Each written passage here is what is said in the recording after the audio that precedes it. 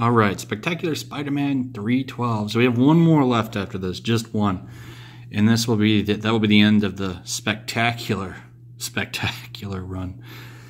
I should have got this up a little bit sooner. I've been dunking on that cosplay woman all day on Twitter.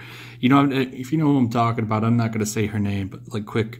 This is the first time I've really engaged with her, and she's no better than like that SJW Larry David or whatever his name is. Like, I've seen some funny stuff, but like Cecil came in and said like, I think she's losing steam. I think he's right.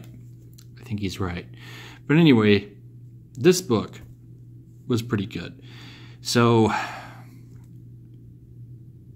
Spider Geddon is an expensive book. Like, you have to read this one. So, you don't have to read all of them, obviously. I think you could read Spider Geddon and this so far. And I've read most of them. I'm not going to continue to do so. But I think you could read this, Spider Geddon, and you might need to read Spider Force. I'm not sure. I'm going to keep reading that one, but this one you kind of do need to read, because this one, real quick, there's two things.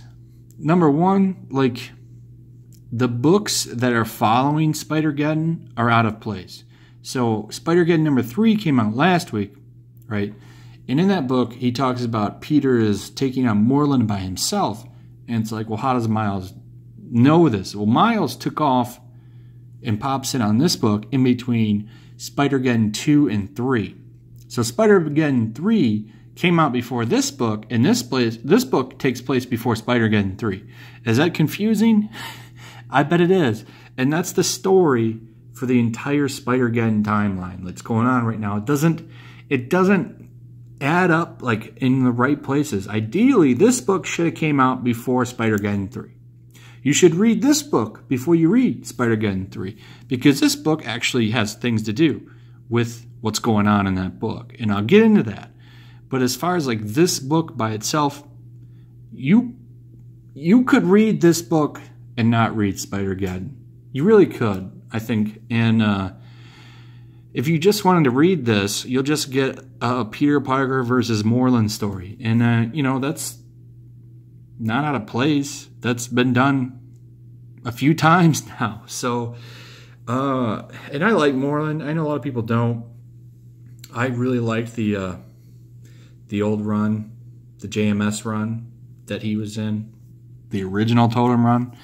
I think I'm one of the only people that did, but there was some fun stuff in there with the other that they did. I thought was pretty interesting, and like the time when he actually killed Peter Parker.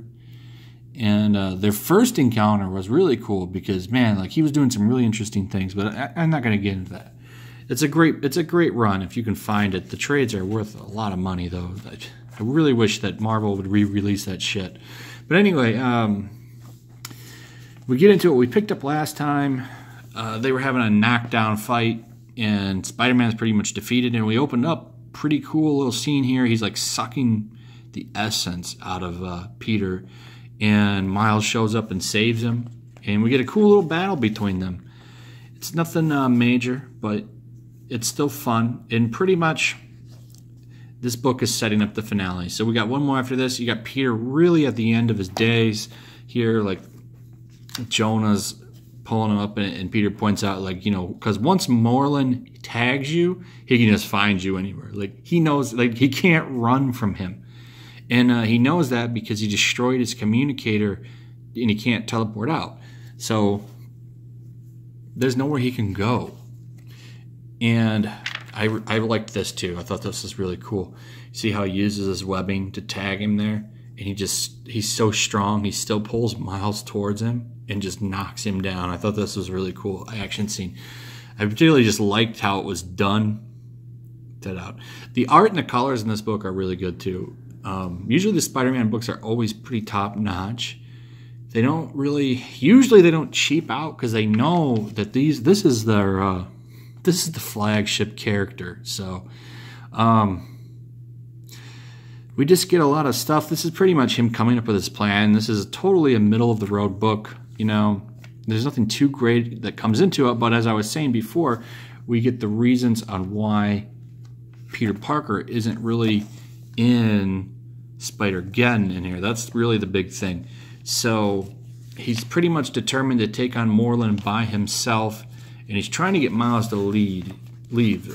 And the big plan is he's going to use, so he comes in here, and his plan is to use all of this tranquilizer that's at a zoo to pretty much put him down. And it's the next issue will probably be really good because it's going to turn into a cat and mouse thing, I think, of him just pumping tranquilizer into him, which will be pretty cool. This was really cool as well. You know, he's trying to slow him down, so they pull him into this this kitchen and they start tearing apart the gas lines and stuff, and they blow him up. I thought this was pretty cool. That's just going to slow him down if you know Moreland. But pretty much the book ends with him determined to take on Moreland alone. He tells Miles, I'm too banged up to lead you guys. You guys can do it without me. I'll stay here and take care of Moreland. And it sets up the premise for Miles to be a leader. But the thing is, that's why this issue should have came before Spider Geddon 3. All of the tie-ins have been out of place with the main series. And I think that that's an issue with the editorial for sure. They should have been scheduling these a little bit better.